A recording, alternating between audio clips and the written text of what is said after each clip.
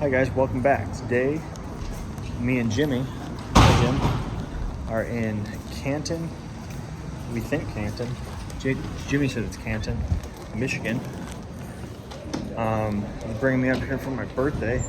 They're doing a double feature of Halloween, the original, and Halloween 2018 with Q&A with Nick Castle and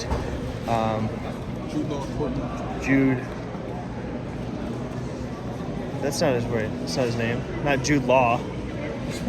No, Jude Courtney.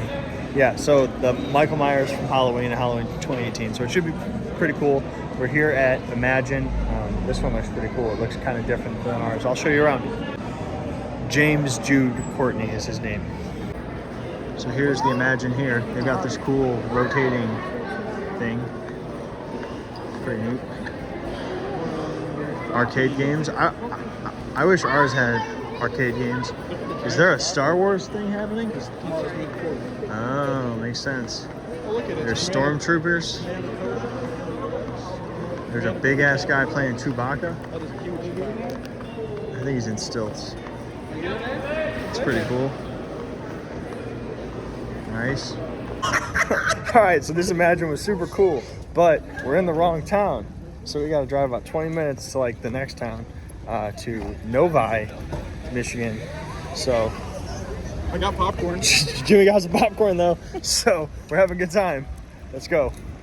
Alright, so now we're at the proper one in Novi, and it actually looks almost exactly the same. There's no Chewbacca. So like, it's kind of like uncanny actually. I have the same mural up here, the same spinning magic wand. I guess where you buy tickets, the same spot. Like literally everything's in the same location. I'm still Kinda here. Weird. Jimmy's still here. He's got the same popcorn. We're gonna get some food. All right, so we've made our way through Halloween. Oh yeah, Jude This is Law. a pretty cool. Dumbledore. Yeah. It's a pretty cool image here with 2018 version, 78 in front. But now it's going to be a Q&A session with James Jude Courtney and Nick Castle. Pretty cool.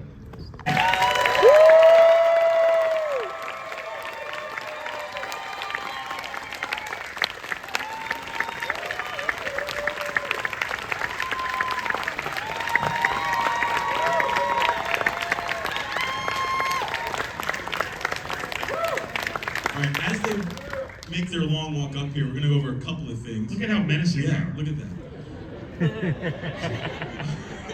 So at the end of our Q&A, we are gonna give away randomly 3 posters that are signed by both Nick and James, and you will be able to come take a photo with them at the end.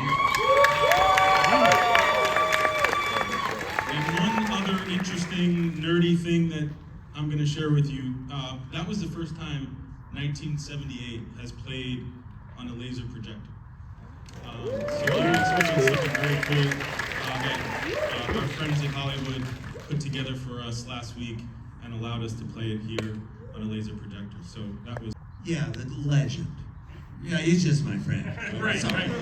You know, when you have a friend that becomes a legend, he's still just John Carpenter, your friend. So we went to film school together at the University of Southern California, a really well-accredited film school back in the day. When you went there, you didn't know if you were going to become a filmmaker. You just knew you were going to learn some stuff.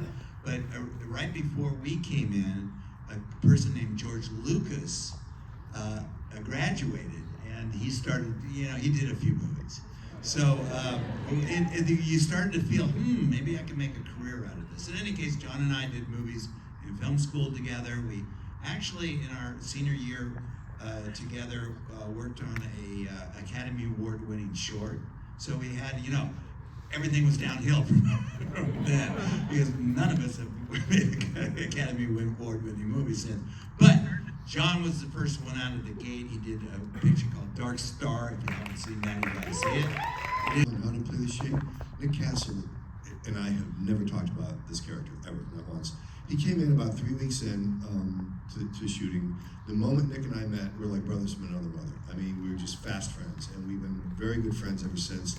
I knew Nick's work as a filmmaker, Tap, by the way, is my favorite film of Nick Castle, and it's an homage to his father, who was a choreographer, choreographed Ginger Rogers and Fred Astaire and Gene Kelly and all these amazing people. So, and that film was really touching and powerful and beautiful. And so meeting Nick was really special. And but we never ever have talked about the franchise or the character. That's what, we're friends, so we just get to talk about all those kinds of other cool stuff. James, you talk a little bit about how you got involved with the 2018 Halloween, because it wasn't. I've been blessed. When I got to Los Angeles in 1981, it was only a few years, and I got to start. I got to work. I got to, jump out in front of a camera and made lots and lots of movies and lots that you'll never see because they're foreign language. They're Spanish language films, and I used an alias. I'm probably going to get fined for this from the Screen Actors Guild, but Were you Juan or Juan? It's a Spanish. Oh no, I'm not going to tell you who I was, man. But at that point in the game, like 2016, 2017, 2017, I moved back to South Carolina, where my family's from, or where we live. I was born in Cleveland, moved out to South Carolina when I was 15. So, but my brothers and I have 6 brothers. They're all athletes. I come from a really wonderfully close family. My nieces and nephews are state and national champion athletes, wrestling, soccer, rugby, and I missed so much. And committing your life to movie making it's hard work, but more than that, it's sacrifice. Because I can't tell you how many I missed all of my grandparents' funerals because I was making movies. You can't leave. You can't leave in the middle of a movie. And so weddings, funerals, birthdays, important events, I missed those because, so I was like, it's time to go back home and be with my family. And so I moved back. I bought a little place in South Carolina, Columbia, South Carolina, and I gutted it. And I built it up myself with the help of a retired contractor. And I was just focused on writing and directing and producing. And I was like, okay, if someone calls me, I'll work. I worked on a couple of commercials, and then I got the call. And it was Ron Hutchinson who still coordinated the Rob Zombie films. And he said, look, I'm making another Halloween. I said, yeah, I know they're shooting in South Carolina. It's really cool. And he goes, well, I read the script, and I called David Gordon Green and Malcolm Cobb. He said, look, this script is different than any other Halloween film. The person who plays Michael Myers has to have really deep acting chops and has to be a very good stuntman. And Dave was like, right, okay, he has to be 6'3", 200 pounds, and he's got to be in his 60s. What do you know? And Ron, there's only one. And so, and it was my friends Jennifer and Christopher Nielsen that actually brought my name up to Ron, even though I knew him for 30-some odd years.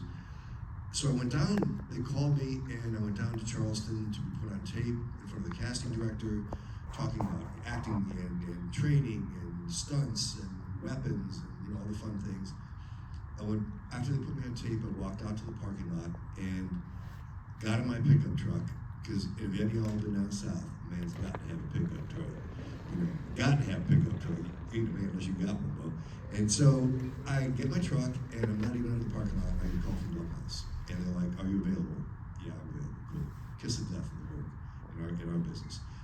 Not even to the freeway yet, a couple miles down the road, they call me back and say, can you come back and meet David? And so I went back, met David, and the rest is history.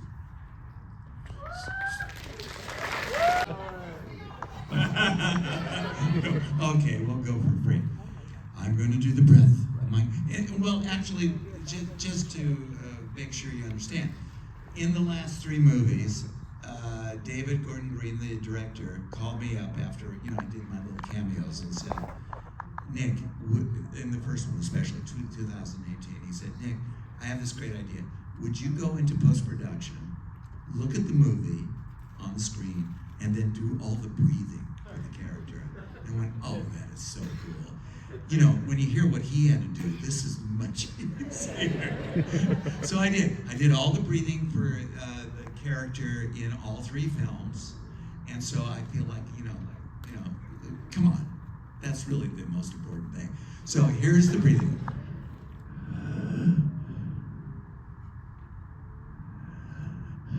Thank you.